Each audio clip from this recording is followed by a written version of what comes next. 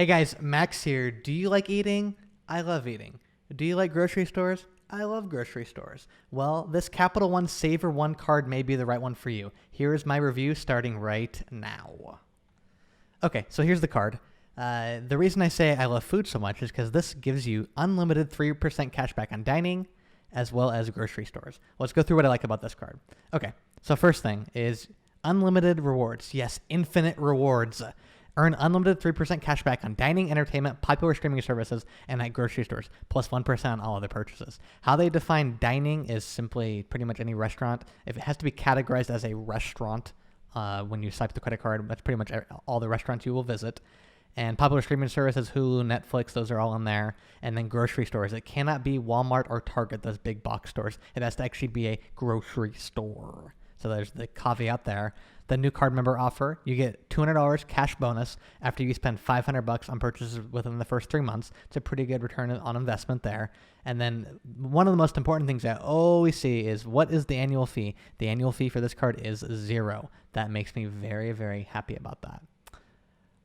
Some other good things is you will have a 0% intro interest for first 15 months, and it goes up to the crazy 15 to 25% variable. So if you need to extend some type of credit to yourself, whether it's a car repair or just making ends meet, which I don't recommend at all, you can do that and you'll pay 0% interest for the first 15 months. Make sure to pay off your balance as quickly as possible, preferably in full every single month.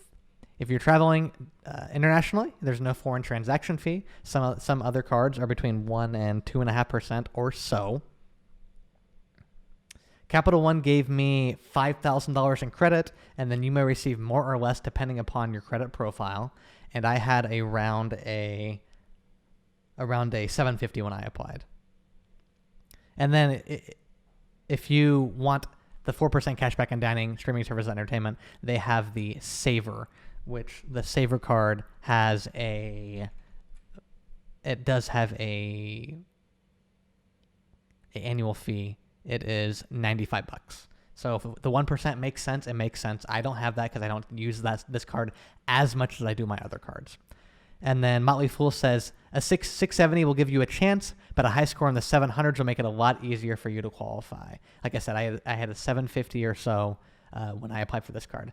Now, before you apply for the card, though, I would recommend to use Credit Sesame. It is a service I use to check the credit score. It's free. You can sign up in 90 seconds, and let me show you how you access Credit Sesame. If you go to maxmymoney.org/CS for Credit Sesame, I've used this service for quite some time. Credit Sesame shows your credit score, so you can pull up your credit reports. Anyway, you make an account here. It literally takes a minute and a half to do. You don't need to put your credit card in to pull your score. So if we go to Credit Sesame, this will be the landing page. It'll show your credit score. It'll show throughout history what your credit score has done.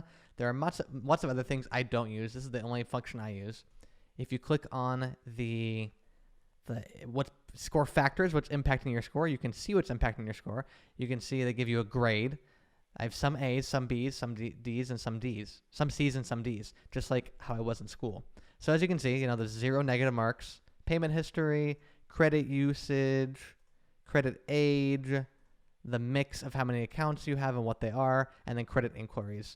Now, the most important one's obviously your payment history and whether you paid on time. That's by far the most important, and what your balance is. You want to make sure your balance is below 20%, and your payment history, you pay on time every single time. And I'd encourage paying off in full every single month, and you don't have to pay exorbitant interest amounts. All right, so there's Credit Sesame. Totally recommend it. I use it often to see where my score is. What I like about it is you can see it throughout time. Very beneficial, really, really useful. So this card overall, if you spend a decent amount of money on food, which I eat too much and too much junk, which I'm sad to say, but I do like food a lot. If you spend a lot of money on restaurants, grocery stores, streaming services, which is pretty much everybody nowadays, this is definitely a good card for all those recurring expenses, all those things that are happening every single month. I would definitely recommend putting this card on. I've always had a good experience with Capital One customer service, and overall, I really like the card. Make sure to like, subscribe, and comment on this video, and I will catch you guys on the next one. See ya.